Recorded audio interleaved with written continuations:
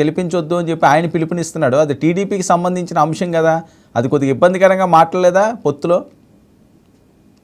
మహాసేన రాజేష్ అనే వ్యక్తి ఏ కారణం చేత చెప్పాడు, అక్కడ ఉన్న లోపాయకార ఆ జిల్లాలో అతనుకున్న ఇబ్బందులు ఏంటో దాని మీద ఇమీడియట్ గా రెక్టిఫై చేయాలని పార్టీ నుంచి ఆదేశాలు జారీ చేయడం జరిగింది.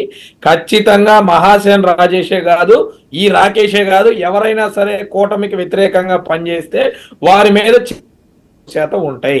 కానీ ఒక టైం బాండింగ్ అనేది ఉంటుంది కాబట్టి దేనికి ఈ విధంగా మాట్లాడాల్సి వచ్చింది అనే దాని మీద కానీ, ఆ జిల్లాలో ఆయనకున్న ఏదైతే ఇబ్బందులు ఎదురైనా కానీ దీని మీద ఇమీడియట్ గా స్పష్టం చేయాలని ఆయనకి వ్యక్తిగతంగా మా వాళ్ళు చెప్పడం జరిగింది.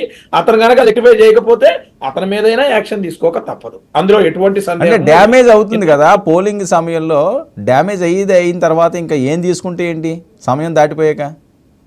ఏం లేదండి, వైసీపీ నాయకులు రకరకాల కుయుక్తులు పన్నుతా ఉంటారు. అంటే వైసీపీ అస్తం ఉందా రాజేష్ విషయంలో? రకరకాల బంధాలు మెయింటైన్ చేస్తా ఉంటారు. కాదండి, మహాసేన రాజేష్ విషయంలో వైసీపీ అస్తం ఉందా?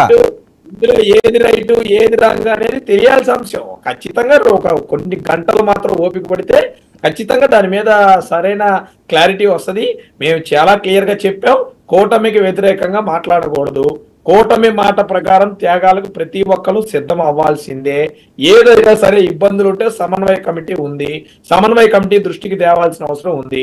సమన్వయ కమిటీ కనుక ఏదైనా సరిచేపులు జరిగితే మా దగ్గరికి తీసుకురానంటే పై స్థాయిలో ఉన్న నాయకుల దగ్గరికి తీసుకురమ్మని చెప్పాం. ఇది ఎక్కడా కూడా జరిగింది, ఎక్కడ జరగలేదు, ఇవన్నీ కూడా వెరిఫై చేస్తా ఉన్నాం. ఎందుకంటే హార్డ్లీ 24 గంటలు కాలేదు. ప్లస్ మోడీ గారు ప్రోగ్రామ్ ఉండటం వల్ల ఇవాళ అందరూ కూడా ఎస్పెషల్ స్టేట్ ఆఫీస్ అందరూ కూడా దాని మీద హడావిడిగా ఉన్నారు.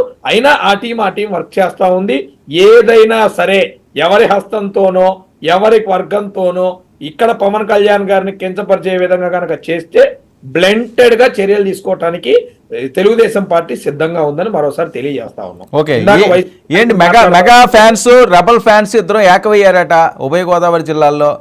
ఆల్రెడీ శ్యామలాదేవి గారు ఆవిడ ప్రచారం చేస్తున్నారట. శేఖర్ రెడ్డి గారు అడిగితే దానివల్ల ఏమున్నది, సినిమా వాళ్ళని ఎవడ పట్టించుకుంటాడండి, ఏదో సినిమా చూసినట్టు చూసి వెళ్ళిపోతాడు.